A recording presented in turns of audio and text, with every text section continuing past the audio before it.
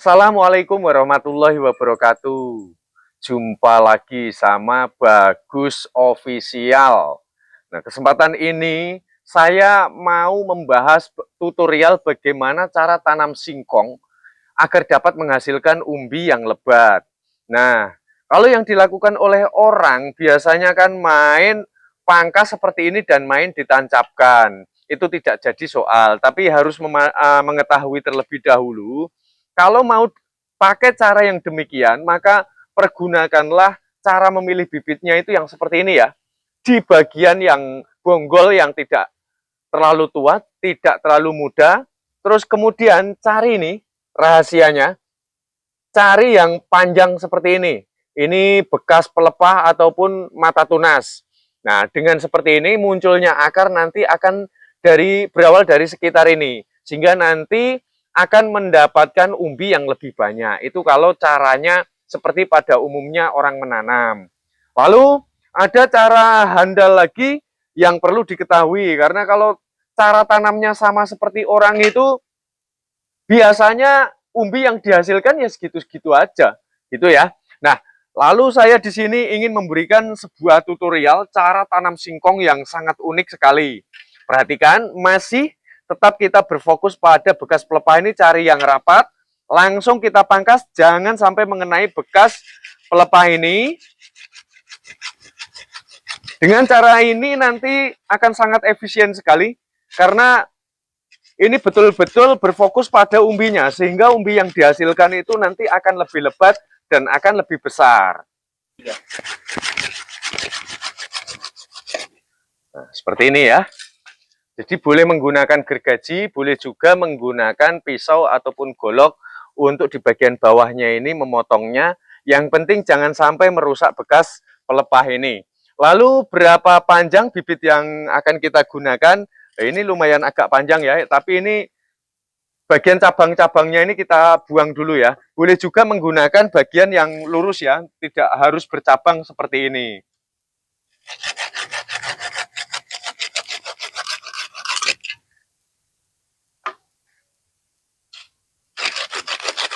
Nah, cara unik tersebut kita itu membutuhkan adanya sebuah kawat. Kawat ini sangat berfungsi nanti untuk mengendalikan dari hasil fotosintesis. Nih ya, seperti ini. Kita ikat, kemudian kita sisakan 1, 2, 3, 4. 4 atau 5 bekas pelepah ini, kemudian kita lakukan sebuah pengikatan seperti ini. Nah, karena memiliki tujuan yaitu adalah cara menanamnya dengan teknik belah 4. Nah, ini yang jarang dilakukan oleh orang. Maksud dari kawat tersebut ini sebagai pengganti, biasanya kan pemirsa kan suka lihat ya, kalau nanam singkong bagian bawahnya itu suka dilukai. Dilukai ini tujuannya untuk mengendalikan dari hasil fotosintesis. Nah, maka kita tidak perlu melukainya, kita cukup melakukan sebuah pengikatan seperti ini sebagai pengganti proses pelukaan. Nah, lalu kawat yang kita pasang ini berfungsi supaya nanti ketika kita membelah ini nanti tidak terbelah pada seluruh bagian seperti ini. Jadi kita belah menjadi 4. Proses pembelahan ini pun memiliki maksud. Jadi pembelahan ini nanti supaya umbinya ini nanti akan lebih banyak. Karena kenapa? Proses dari fotosintesis pada saat klorofil daun ini sedang memasak makanannya, sehingga nanti dia tidak mudah menyebar ke sana dan kemari. Akan fokus terhadap tugasnya masing-masing. Dan bisa diperhatikan kawat ini ya, sangat berfungsi sekali untuk menahan supaya bibit singkong kita ini tidak terbelah secara menyeluruh.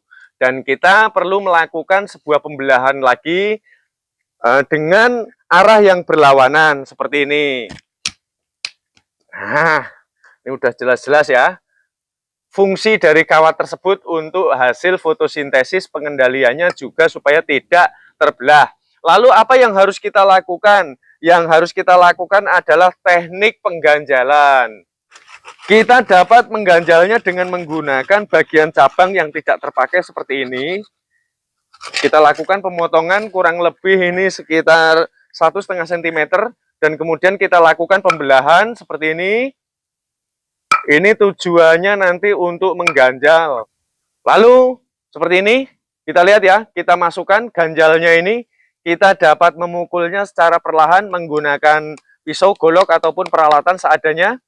Dan kemudian kita dapat juga menekan menggunakan bagian yang tidak terlalu tajam. Karena saya ini nggak ada alat yang lain, adanya cuma ini. Dan kemudian langsung kita sisipkan dengan cara yang berlawanan, satu lagi. Kita silangkan seperti ini. Dan kita pukul kembali. Nah, langsung ketika semuanya sudah masuk, ini dapat kita pukul secara perlahan. Dan maka akan memiliki bentuk yang demikian. Jadi pemirsa kalau mau melakukan penyayatan lagi, boleh.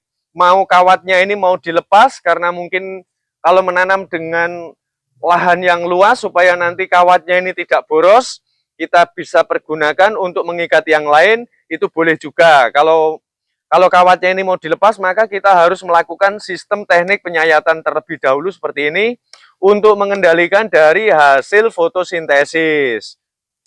Gini ya, jadi jangan sampai nanti seluruh bagian ini akan terpotong gitu. Jadi harus ada disisakan gitu ya. Nah, terus kemudian kita tinggal menancapkan bibit tersebut. Biasanya sehabis masa panen itu di bagian atas seperti ini ya, bekas potongan seperti ini akan mengalami dehidrasi ya, karena penurunan dari kadar air. Makanya kalau untuk menanam singkong, sebelum kita mengeksekusi bibitnya, itu cara menaruhnya harus dibalik seperti ini, supaya nanti kadar airnya itu tidak mudah menurun dan terjadi faktor kekeringan di bagian atas. Kemudian cara memilih bibit, kita cari yang sudah muncul mata tunas seperti ini ya, sudah pecah seperti ini dapat kita buang saja, tidak perlu, itu artinya kesuburan dari batang singkong ini sudah betul-betul memadai. Dan kita harus pahami juga, ini nanti dia tidak akan mengering, karena kenapa? Di tengah-tengah singkong ini dia sudah ada busanya. Jadi dia sangat pandai menyimpan makanannya sendiri, sehingga walaupun menapaki pada musim kemarau, tanaman singkong itu tidak mudah untuk mengalami dehidrasi ataupun layu, karena adanya ini musim kemarau, yang sehingga support dari kadar air itu kurang begitu memadai dari yang disediakan oleh tanah di sekelilingnya. Jangan khawatir. Jadi jarang ya kita jumpai tanaman singkong itu sampai layu. Kalau dia sampai layu berarti tingkat dari kekeringannya itu sudah betul-betul sangat luar biasa. Baiklah, saya rasa perjumpaan kita sampai di sini. Ini merupakan sebuah tutorial yang menurut saya ini perlu saya sampaikan. Dan ini termasuknya masih sangat unik sekali dan masih jarang orang yang mengetahui ya. Jadi teknik tanam singkong dengan dua cara. Kalau dengan cara stek berdiri itu yang dilakukan seperti kebanyakan orang, cari yang bonggolnya ini besar seperti yang saya ungkapkan. Terus kemudian ruasnya ini jangan terlalu renggang. Kemudian teknik yang ini akan memberikan umbi yang lebih lebat dibanding umumnya orang menanam. Nah, kita jumpa pada tutorial bermanfaat selanjutnya. Terima kasih.